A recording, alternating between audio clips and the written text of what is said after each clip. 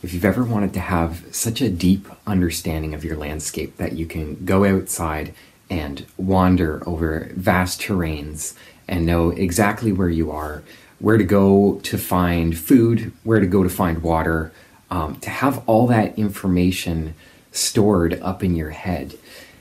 The key skill for being able to do that is mapping, and it's actually being able to have almost like a three-dimensional virtual map of nature inside your mind that you can go inside and walk through anytime you want. Living in this modern world where we have constant access to GPS and our phones to help us navigate, people often don't really think about actually sitting down and drawing out a map by hand. But if we go back in human history, the ability to map is really one of the most fundamental human skills. If you imagine like a tribe of people being out on the land, and during the daytime, they all sort of go off in their own different directions. And when they come back together at the end of the day, there's information that they can share with each other that's relevant in order to have the deepest possible understanding of nature.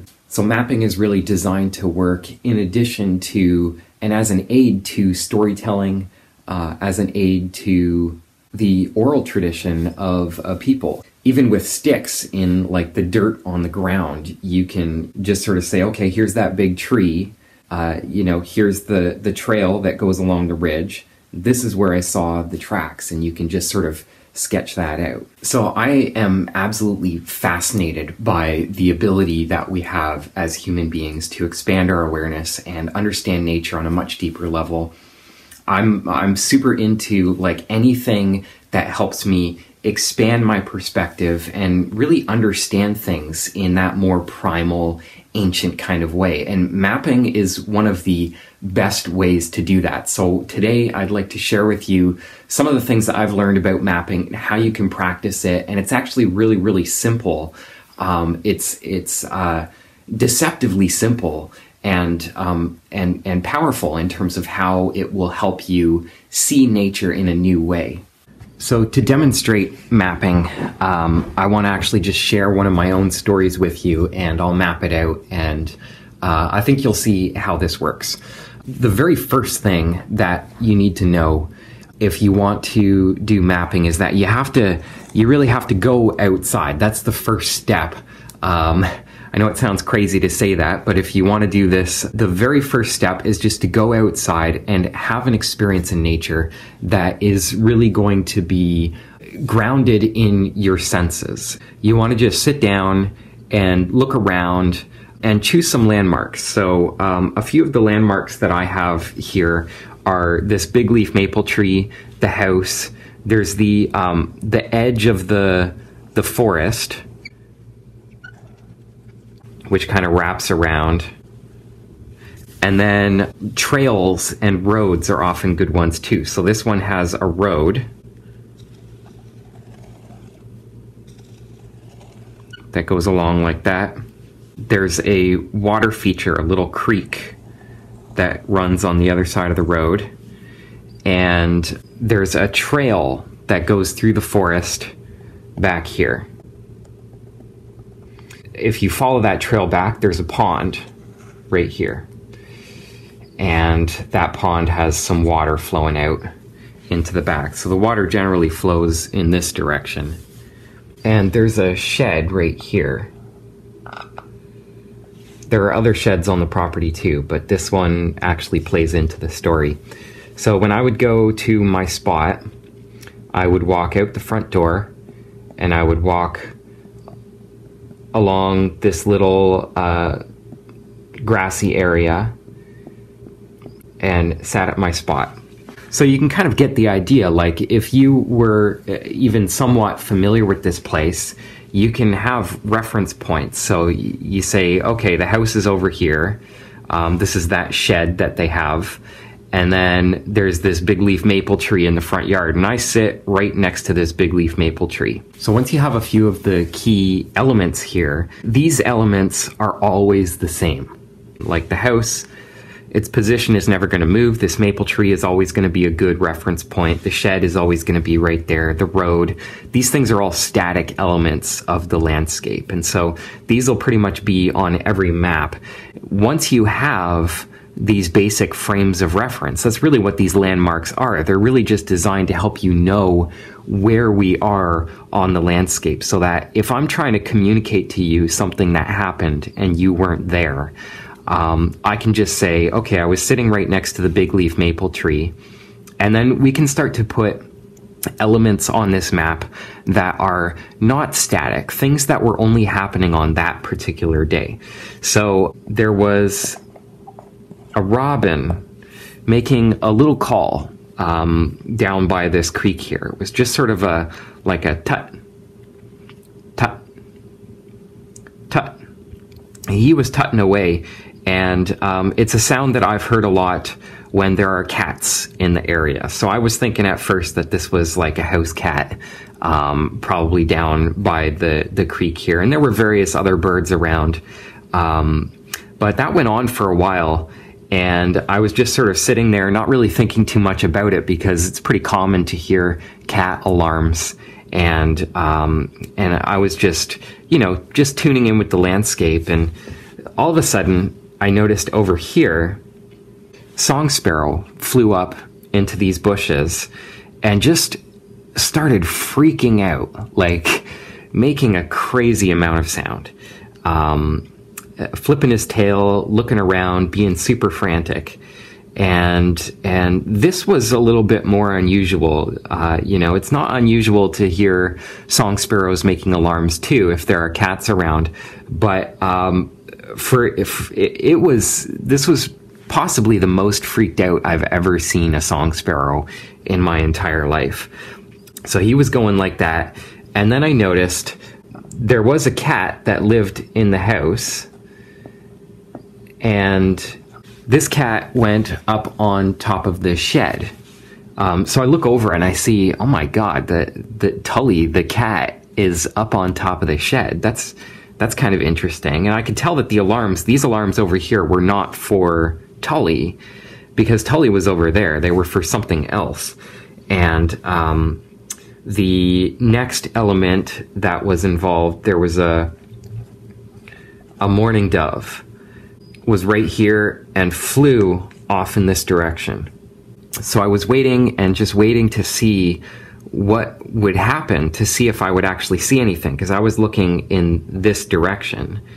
And I heard this rustling in the bushes here, and then it was this silence, as I could tell that the animal was then on the road, and there was no rustling when it was on the road.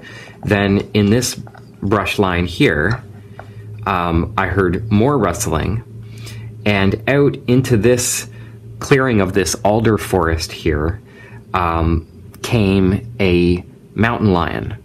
And it was a really big one. It was really big. And it kind of walked along the edge here. And then when it got into this part of the forest, I couldn't see it anymore. So I waited a few more minutes, and I could hear, coming off in this direction, I could hear more alarms. I wasn't really sure what kind of bird was making the alarms, but it was some bird was making a lot of noise out here. So I could tell that I was still able to follow the sound of it. A few minutes later, I decided, okay, I think it's past. The alarms had calmed down a little bit over in this area, and so I decided to walk back to the house. As I got right here, I turned and I looked in this direction. I saw another mountain lion with another one right on its tail, and they were coming up this way. And I was like, what the heck is going on here? I'm like surrounded by mountain lions. It was a really crazy experience. We later learned from tracking them, we would come up in here and found the trail, that these two were younger kittens, and they moved along this path here. And this one was a big mother, and she kind of came along here. They met at this pond, and then they went around the edge of the pond and they followed this creek further. And so we can sort of, through mapping, we can see that it was following the water, that if we didn't backtrack it, but I bet if we had backtracked it, we would have found that trail was just following the creek here. And so this is how mapping helps you get a deeper perspective on things, and it helps you communicate stories a lot more easily. And the really interesting thing about mapping is how it affects our engagement. You have to look around and think about, what are the key landmarks that I can use here to help communicate my story? What are the key landmarks that I can use to position myself and look at where I actually am? So you have these points of reference for where different things are taking place on the landscape that enables you to very rapidly communicate the story to someone else. The other thing that it's for is to help you integrate your experiences. And what happens is, unless you've actually trained your ability to remember positioning in the landscape, most people will just forget. It doesn't get moved from the short-term memory into the long-term memory. And so by coming home, and as soon as you get home, you sit down and you draw out a map, that will help to crystallize the memory for you. And you'll find that the time that you spend out in nature will stick with you. It'll integrate a lot better. And that makes a really big difference to awareness over time. I really think about mapping as one of the super skills of nature observation and awareness, because people who really take this to heart and go out and practice mapping out their landscape, they just get this deeper perspective of what's going on in nature. So they can look at tracks, they can look at the growth patterns of plants, they can look at the entire forest from this whole deeper understanding that just simply isn't there in people who haven't practiced this as a skill. It actually engages your sensory memory in a way that most people simply don't do in the modern world. So I just want to encourage you to go out and do some of your own mapping. I think it's a really valuable exercise. It will really change the way that you use your eyes to look at nature and store that information inside your mind. And you can do this anywhere. You can just go into your backyard and map out your backyard. So, say, what are the key landmarks in this place? Put them on a map, and then you can start to take the events that happen while you're out there. Through mapping, we can start to put the pieces together of these stories in a much deeper way, see the relationships between animals and trees, birds and plants, and how all these things fit together in the connected system of nature. So I hope you found this interesting, and I hope you're inspired to get outside and do some mapping. Let me know what questions you have about this, and I will see you in the next video.